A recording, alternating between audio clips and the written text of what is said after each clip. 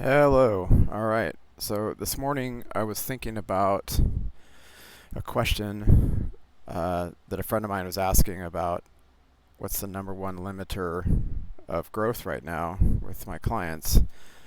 And undoubtedly it is people, right? It's staffing.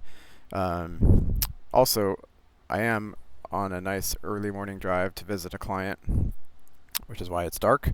Hopefully my lighting isn't too spooky for you, but we'll kind of see. Maybe the sun will be up soon. It won't be so bad.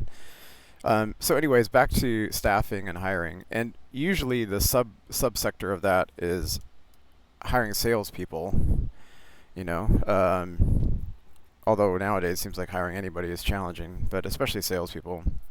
And I think that one of the big reasons why that's challenging for companies is they don't have a good understanding of their own sales process or the sales cycle or the different areas of responsibility of the salespeople on their team. So I often feel like when I start this conversation with clients, I have to lay some foundational groundwork to help them understand what's required big picture so that we can talk about the small picture. So I'm going to go through a lot of material here, kind of on the fly. If I can, I'll go back in and cut in some images or graphics to kind of help illustrate the point. But foundationally, let's start with there's 5 big areas of responsibility on any sales cycle, whether you're buying a car or a house or whatever it is, and or services, especially. So there's 5 big what I call areas of responsibility. It used to be 4. So if you look at old content of mine, or maybe you were a client of mine a couple of years ago, we were talking through this, I might have focused on 4, but really it's evolved into 5. So I'll start with, we'll start pick it up there at 5. The first one is general awareness of your company, and some people call that marketing, which obviously marketing falls into that. I feel that marketing is also like sales, a very misunderstood area. So all my marketing peeps, I feel you, because it's rough out there and people talk about marketing. But in this context, we're going to talk about general awareness. So that might mean basic marketing, like social media activities. It could mean your website. It could mean, if you have a email campaign, there's lots of great email campaigns. Emails kind of make a little bit of a comeback. People who do it well are seeing good responses. I have a client that gets like some ridiculous 35% open rate, which is just nuts. So that's like back those are the kind of numbers you'd see back in 99. So but anyways, marketing, there might be some email campaigns. So anyways, marketing is this idea of this general awareness. So in our context, we call it general awareness of your company.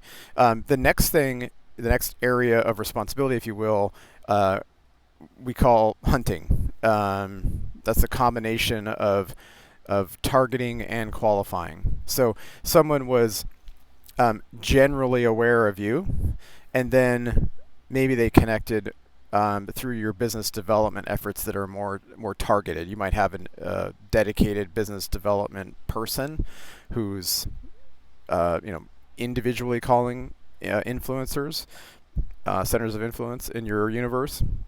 They might be attending events. They might be your go-to, SEAL Team 6, paratrooper type person where they just go in where nobody's gone in before, and they kick down doors and they bring you new opportunities.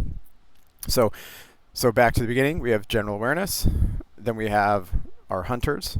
Our next area of responsibility in the overall sales cycle, talking generally here, you have to figure out how these apply to your company, or call me and we'll talk about it, is the idea of the expert, right? So they may be known as an SME or subject matter expert. Um, they can be a applications engineer. They can be a regular engineer. The bottom line is that they know your stuff, whatever that stuff is. If you're a software company, they know the software in and out. They're the guy or gal that you send in sometimes maybe with your salesperson to kind of, I say make sure they don't say something stupid or make a promise you can't back up. Um, if you're a contractor, let's say electrician or plumber or painting contractor, they're like the person that really knows all the details and ins and outs. If you're a smaller contractor, it's probably you. It's one of those things. If you look around and you don't see one, it's probably you. So, or if you're a little bit bigger company, it's like it's your number one salesperson or your number one. Sometimes that might be the person that comes out and does the work. Like I had a new shower door put in, and it was very clear who the SME expert was when it came to the shower doors, because he came out, he went through with me the details, he knew all the ins and outs of all the different glasses, all the stuff I'd never even known about, measured everything, and then he's the guy that kind of set me a price later. So it's kind of like that. He's the expert. Your fourth area of responsibility is the call him like the closer, the negotiator. In some sales cycles, it's the expert. Often they're not really great at it. Sometimes it can be the owner of the company, or loops back to the original salesperson who kind of like found this opportunity. And it's a small role, but it's a critical role. They're usually fairly driven. They usually they usually are a little non-emotional, like we're just got a job to do, and they're usually pretty good with math on their toes. So when I sold, I was a pretty good closer negotiator because I kind of knew the ins and outs of a particular opportunity. I knew the economics pretty well, and I could make adjustments to accommodate the client's needs that wouldn't harm the company, and it's pretty good at that. So, anyways, and then our fifth area of responsibility is the the promise makers. So these are like our account managers, account reps. They make sure that we're coming through on our promises. They're making sure the client's happy throughout the process, especially at the end. They might be the ones asking for some referrals for your company, but they're relational people. They're connected to the client. They care about the client, and they just relationships number one. So those are the five areas of responsibility. So you have number one, general awareness. Number two, hunter. Number three, expert. Number four, the closer, and number five, the account manager, or sometimes people call him the farmer. So we'll call him the farmer for this discussion. So we start talking about these areas of responsibility, and in a giant company, there might be armies of people in each of those five areas of responsibility. And if you're and like most of our clients, you're in the $5 to $50 million range of annual revenue, and you're the owner, you probably occupy, 1 to 5 of those seats, and if you have a salesperson that works for you, you probably brought in a salesperson to be just like you, and so they're now occupying, lots of those seats. And one of the things that I often have to do with clients is right off the bat is start to really kind of analyze that process and unwind some of that, compartmentalize some of those roles, and help the owners and the leadership team kind of see what they've built and how they got here, and so how we can kind of unwind it a little bit. Because what I'm going to do now is I'm going to go back through those 5 roles, and I'm going to apply some personality science to them and talk a minute about the different styles of communication and different styles of personality that are usually successful in each of those 5 areas of responsibility. So when I do that, you'll start to see that it can get really challenging really quick to get the results you're looking for if you have one salesperson sitting in all five areas or 5 seats. So number one, the general awareness seat, right? Those are our storytellers. They're usually highly expressive. If you use some of the personality models that use animals, they're the peacocks. They like to talk about themselves. They like to talk about the company. They, they're not super driven. So if there's challenges or things that come up, they'll kind of go the easier route. And they just want to tell a story, right? They like talking about what you do. They like talking probably a little bit about the technology behind it, whatever that is. That's there. So those are usually your high expressives. Your next role responsibility, if you didn't notice, those roles responsibilities I did were in chronological order, if you will, of a sale, right? So you go from completely disinterested to being a customer and an account, needing an account manager. That's chronological. So anywho, back to this. So the second step, if you will, or second area of responsibility is our hunter. They usually what they are is they're similar to that high expressive storyteller, but you add in a little bit of drive, right? So you mix in some drive. So what that does is it gets you somebody that's a highly verbal communicator, driven, meaning that they will not be deterred by obstacles. They always find a way. They'll figure it out. They're not afraid of the word no. They like it because they know they're one step closer to a yes, and all that kind of stuff. They're going to kick down doors. They're going to bring you clients, and they're going to do it all day long. If you give them easy targets that are easy, I don't mean easy to attain. I mean easy to manage and easy to track. Don't make their life difficult. They will do the job for you. So those are usually expressive / drivers. Ideally, a tiny bit more drive than influence or expressiveness. So our next bucket is our expert. These guys, they're usually high analytic and high patience. They, will talk to clients, but usually you're going to want to talk to clients about what they're passionate about, which is whatever it is you do, right? They love talking about the technology behind whatever it is you do. And I use that word technology. I just mean like whatever it is you do, because if you're a painter, there's process and technique and technology behind doing the great job that you do. If you're a software company, it's pretty self-explanatory.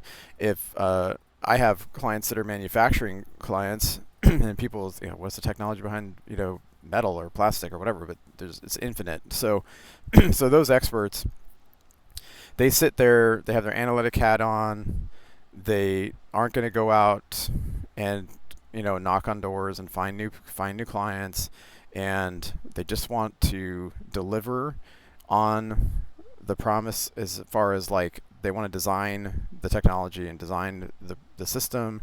They want to talk about that stuff.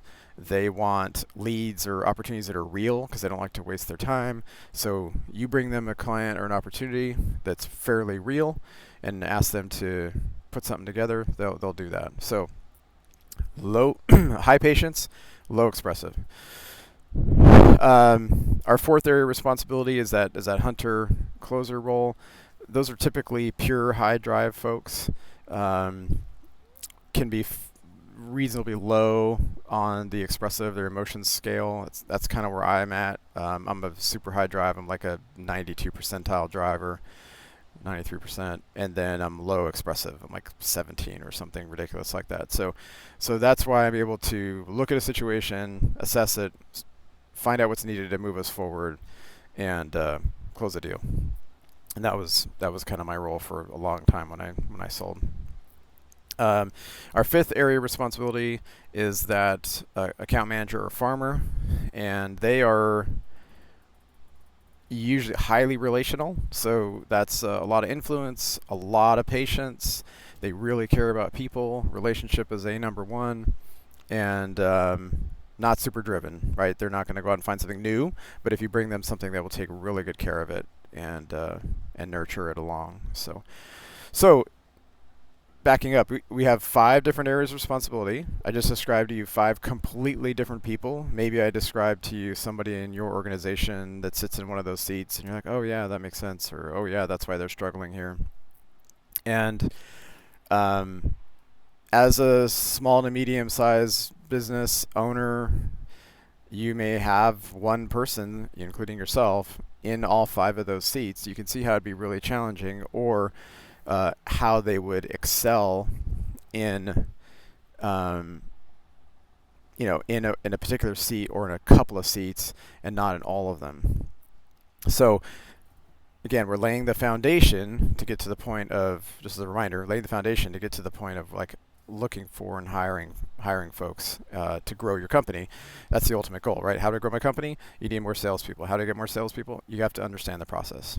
So here's the process, and we're getting there. So if you have those 5 areas of responsibility, I'm a big fan of having somebody in 2 to 3 seats max. And the reason is they can usually adapt 40%, 50% in one particular direction pretty easily for a short amount of time, rather than having to adapt 100%. What I mean by 100% is 180 degrees the other direction. For example, our folks who are building awareness, they're not generally super detailed, and they may not have the expertise in your technology, so they may struggle to be that subject matter expert that you need them to be when the deal gets more real. So they built some awareness, they brought somebody to the table, and then now they're expected to give some deep and wide presentation of what it is you do. Usually the clients can kind of, or prospects can sniff that out, and they feel a little bit like, oh, this person kind of knows what they're doing, but they don't totally know what they're doing. So that's one situation. If we flip it, if we invert it, this is what most commonly happens. I will have clients who have experts on their team, 15-year veterans, 20-year veterans usually in the industry or even in that company. They know the product and the service in and out as an expert. And then they're expected to build a book of business or deepen their book of business. So they have a burden of new business that is being put upon them by leadership, and that's going to require them to make new friends, find new opportunities, maybe go to events or parties, or to do cold outreach. And that's an area they're just not super comfortable with. So what happens if they're not super comfortable with it? They won't do that work. And that was an area that I struggled in, and I'll get to that in a minute. But so that's that challenge, is you can adapt. You can ask people to adapt a little bit. I can ask someone who's responsible for awareness, the first bucket, to do some hunting in the second bucket and bring them to the table, because that's a similar style of personality. It's high expressive, high drive. I can even ask them to come back when it's time to close the deal, because they have that drive personality embedded in their style. And so I could have that person sitting in 3 roles. I could have them responsible for some awareness, doing some targeted hunting, and then coming back as the guest host to try to close the deal. If I put them in the subject matter expert role, it's hard for them because the amount of detail that's expected of them, and the studying and the knowledge. And then if I ask them to do farming or account managing, they can get bored pretty easily because they're just not that person. And the monotony of taking care of customers, and I say this with much love because I'm one of those folks, they just don't care that much. Like, they're interested in getting the client started and what they need, but they're not super interested in dealing with all the problems later, inevitable customer service problems or inevitable challenges of what it is you do, and it's hard for them to do that work. So that's kind of a little conversation on adapting. and how it's ideal if you can have someone in two no more than 3 areas of responsibility, really trying to keep them out of 5 because you're just setting yourself up for failure. We have a term for that 5. Just to talk about that for a second.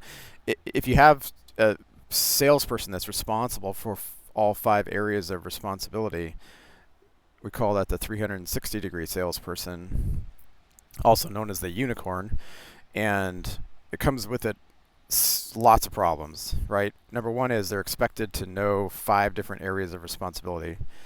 Number two, they're expected to demonstrate 5 different areas of personality. So they're going to, have all these different personalities bottled up.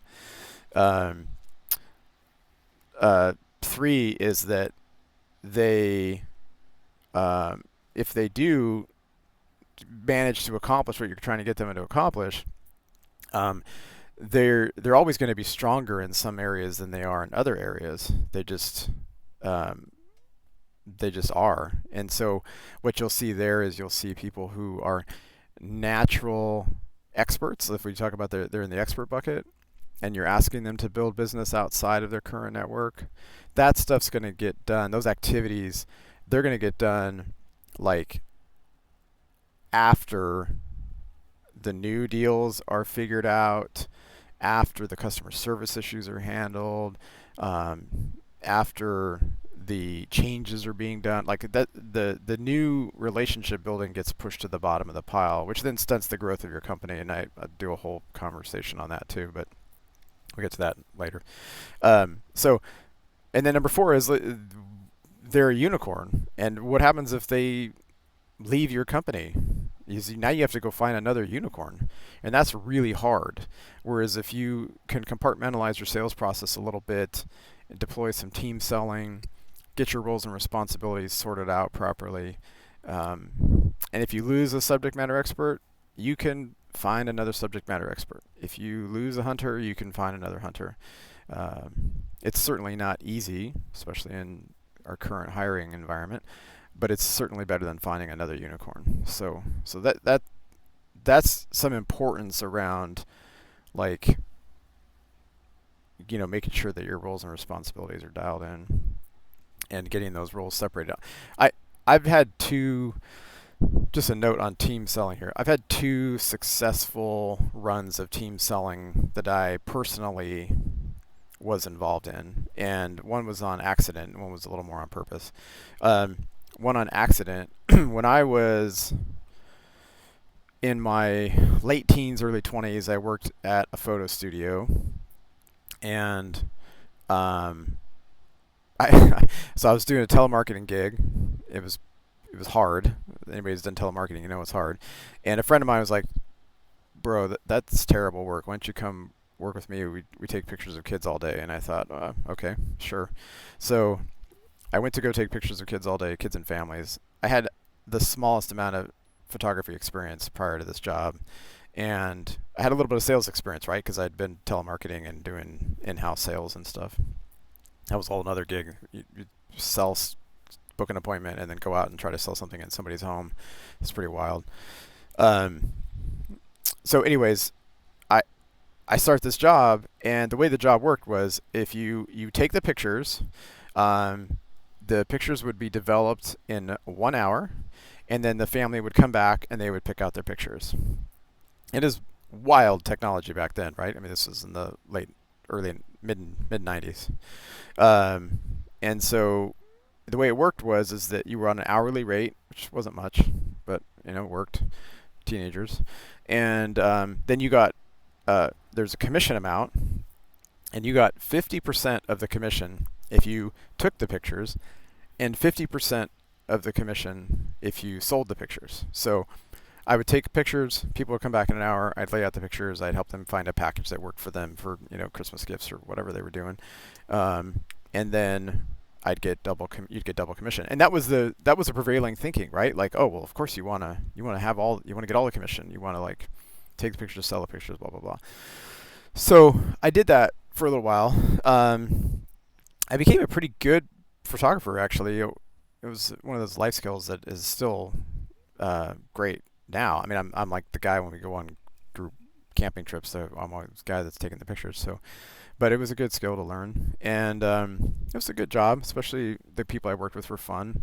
Holiday season was nuts. We'd make a ton of money, but you'd work like 16-hour days back to back. So, anyways, I worked with a guy named Matt. Real nice kid.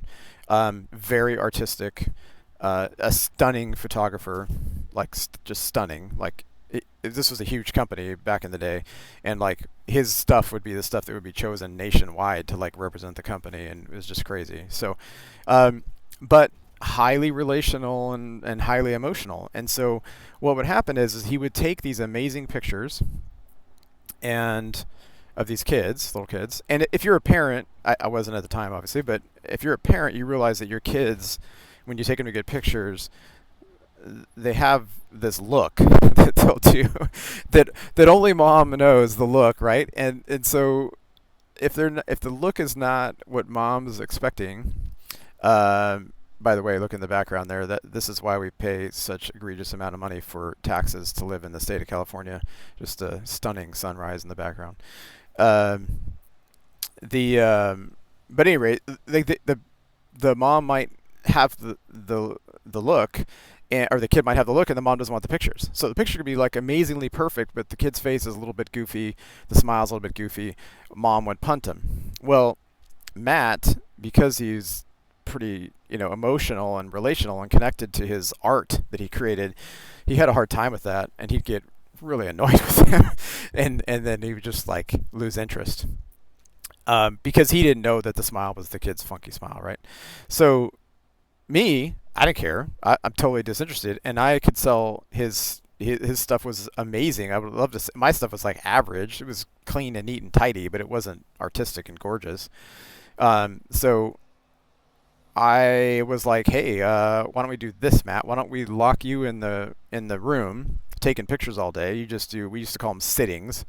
You just do sitting after sitting after sitting, and we would book them 20 minutes. If you were on point, you'd get your sitting done in 20 minutes, and so you do 3 an hour. Um, and I said, Matt, let's try this. You just do what you love doing, pictures, sitting, and taking pictures, and I'll just do the sales. And so for with our first big holiday season together, we did that. He took all the pictures all day long. He was happy as a clam because he could just do what he wanted. And he'd come back and edit for us. Like he'd come back and go, that was the one, this is the one, that's the one. Um, and then I would do the sales. I'm emotionally disconnected from, I wasn't in the sitting. I don't care about the kid's weird look. I don't care the mom doesn't like the kid's weird look. I would just see the pictures and they'd be stunning. So it was really easy for me to be enthusiastic about it. And we crushed it, and we made a ton of dough, for a couple teenagers in the mid 90s. And he was happier because he didn't get involved in moms, and I was happy because I was making money. I still got to take some pictures here and there, I still enjoyed doing that. And then when it was slow, I did in the usual routine. I'd go back to kind of taking pictures and then maybe sell them or maybe give them to one of the other people that was a better salesperson than I was. And so that experience taught me a couple things early by accident. One is that especially when with sales roles, if you can put people in a role that matches their personality and things that they want to do, they're going to be more successful and they're going to be less stressed out, right? So that's super important lesson. The other thing that it taught me is just to think outside the box a little bit in terms of what those roles and responsibilities could look like, and that team selling idea. And it was like I said, it was on accident, but it was a good time there to do that. Good experience. Another one we did a team selling was a little bit more on purpose. One is that if we go back to those five areas of responsibility, number one, let's see if you remember them. Number one, general awareness. Number two, hunting. Number three, expert. Number four, closer. And number five, farmer. That's what we settled on, but account management. If you go back to those five, I was really good as a subject matter expert in this particular job that I was doing, and I was pretty good hunter. I didn't really like doing. I mean, I'm sorry, I was a pretty good closer. I didn't really like doing the hunting, and I got a little bored on the subject matter expert, like I mentioned before. So um, I would do those two jobs really, really great. So I really excelled with referrals, so business that came in from another friend, a client, or referral, or I had a couple of influencers that sent me good business. But if I had to go out and build completely new relationships from scratch, I was not super interested in that, and it was pretty painful. So, and then like I said, on the farming side, I got bored, and we had no awareness part. There was no marketing in that company. There was no general awareness, so everything was just done by relationship. Probably not unlike a lot of people listening to this video. And what happened was is that the company I was working for hired a guy, and he was more of a traditional salesperson. He was high expressive, pretty high drive, uh, textbook hunter, and um, we'll call him Bob for a second. So Bob was this textbook hunter, and what happened is the first year Bob did pretty well. He sold like $1 million worth of stuff, but it was a really long. Our business was a really long execution cycle, long sales cycle, long execution cycle.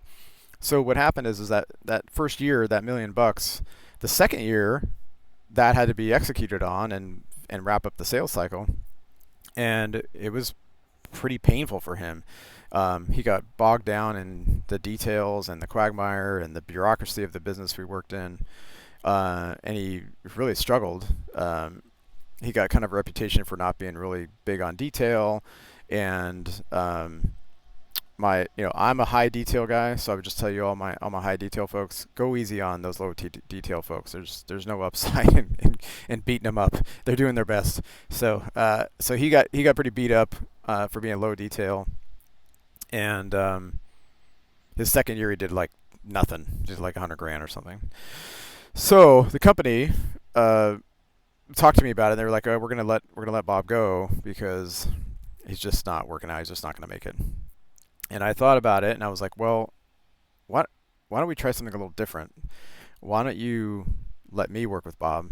And what we'll do is let's try this. Let's try giving Bob all of my business development activities that I've been neglecting for 2 years because they go to the bottom of the pile after the stuff that gets me paid and after my customer service needs for my clients. So I had all these relationships that were dying on the vine. I had all these activities that weren't done, but they were really high value relationships, like crazy high value relationships. And looking back, it was kind of foolish not to just figure it out and do it. But we don't do the things that we don't want to do, right? We just find the things that are easy to do. So, anywho, I said, let me work with Bob. So I gave Bob my relationships that needed cultivating. I said, here, Bob, you work on these relationships. You go to these events and these parties, and you glad hand, and you try to rekindle these relationships.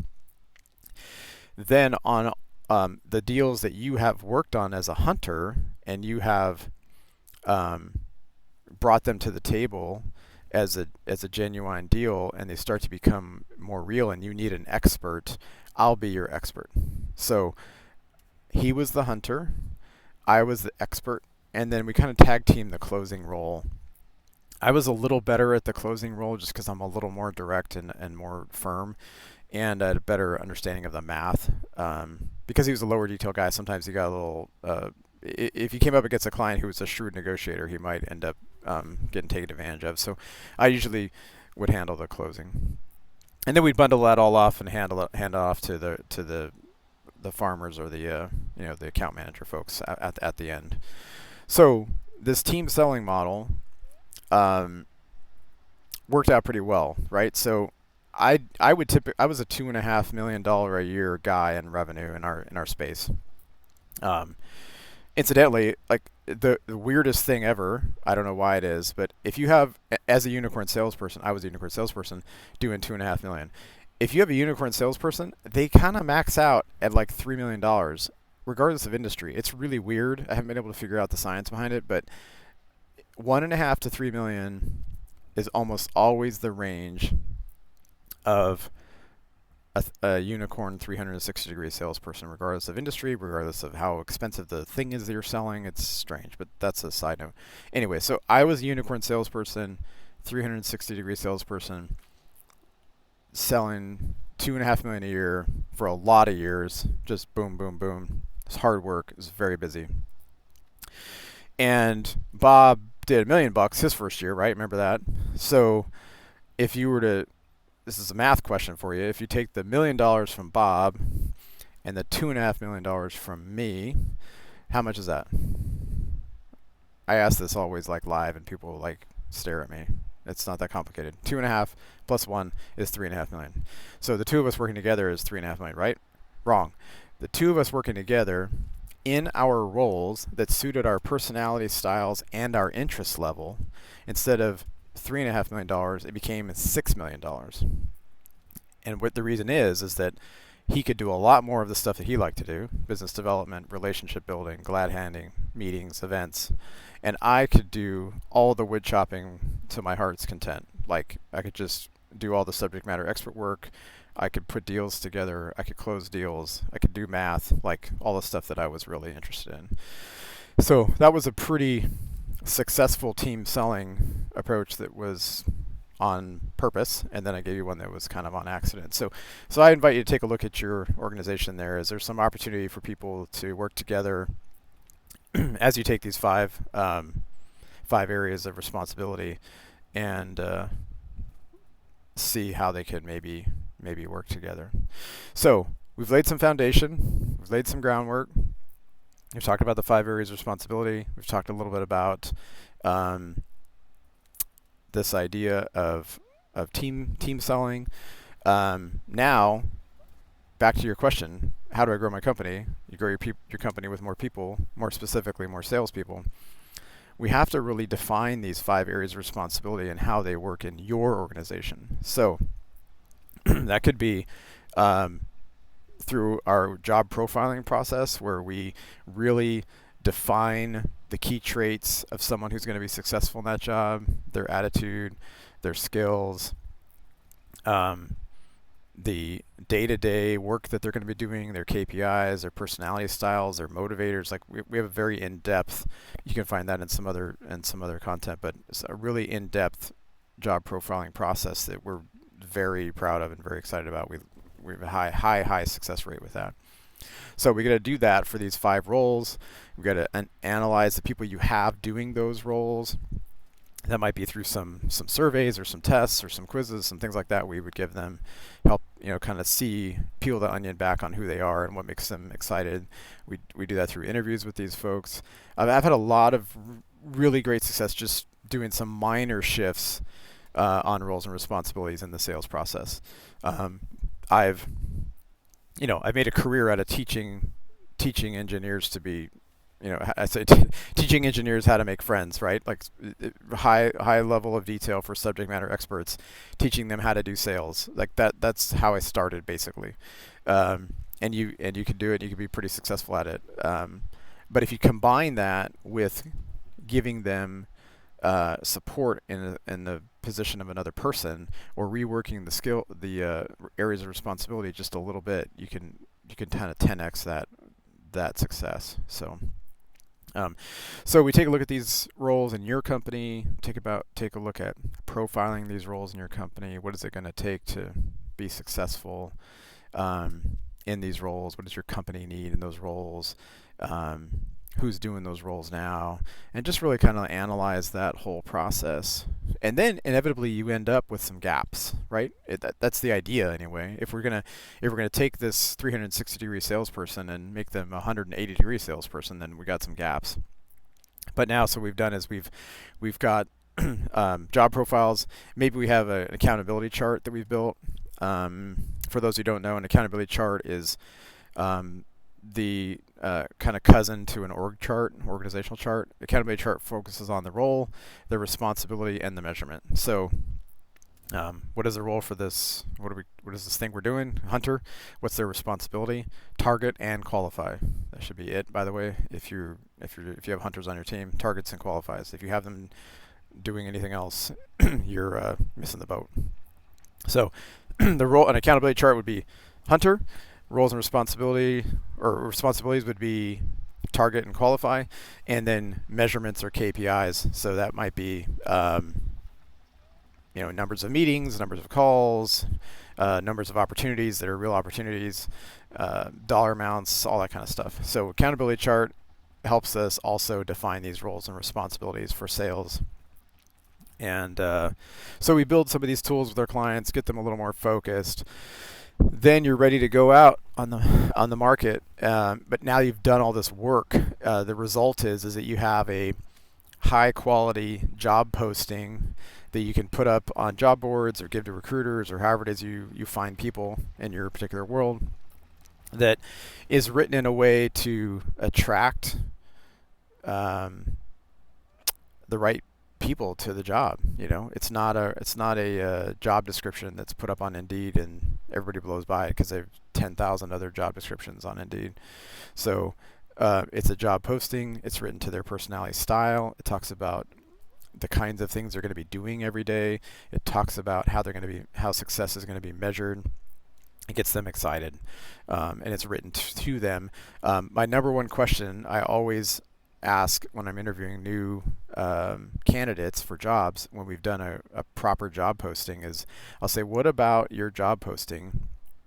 What about our job posting got your attention? That's like my leader. What about our job posting got your attention? And that can open up, it can really kind of get things going on the right foot or the wrong foot. Sometimes you could tell when they didn't really read anything and they just are like applying to every single job. Or the answer I'm really looking for, the answer I know when it's going to be a good next 10 or 15 minute phone call is, well, when I read it, I thought you were speaking directly to me. And that is when you ring the bell and you know that you did it right, and it was what you're looking for. So so now we've got job posting, now we're getting candidates, now we're interviewing folks that are tailored and coming in the door with expectations of the job that they're going to do. Think about like your current situation. If you're doing a 360-degree unicorn model, think about what your job posting looks like there, right? Looking for a sales candidate who will be responsible for keeping company awareness high, targeting qualifying new opportunities, building new relationships, making new friends. They'll also be responsible for being a deep and wide expert on whatever it is we do. They'll be responsible for negotiating and closing deals, and then also maintaining client satisfaction throughout the entire sales process. So if you put that online, probably not going to get a whole lot of candidates, but if you can tailor your job postings to be more in line with the actual needs of the company and the interest levels of someone with that personality style, you're going to have a lot better luck. So rolling all the way back, how did we get here? We were talking about how do I grow my company. We grow our company by growing our people, specifically salespeople. How do we find more salespeople? Well, we have to really have a good understanding of what our sales process and system is within our company in the 5 different areas of responsibility. And those areas, again, general awareness, hunting, subject matter expert, closing, and farming and account management. So that is a long way around, I know, but that's really what it takes to grow. If you're serious about growing your company, that's the heavy work that's ahead of you. And in the end, you'll be so much happier. And if you want to talk to anybody we've done this for, just reach out, and I'll send you a stack of referrals, and they can talk you through the different process and how they went kicking and screaming in the beginning until super happy and would never do it another way since then. So anyways, I hope this video is helpful. Like I said, I'll try to go back and cut in some graphics or videos here or there, kind of give you some more context, since I know this has just been on the run. But have a good day.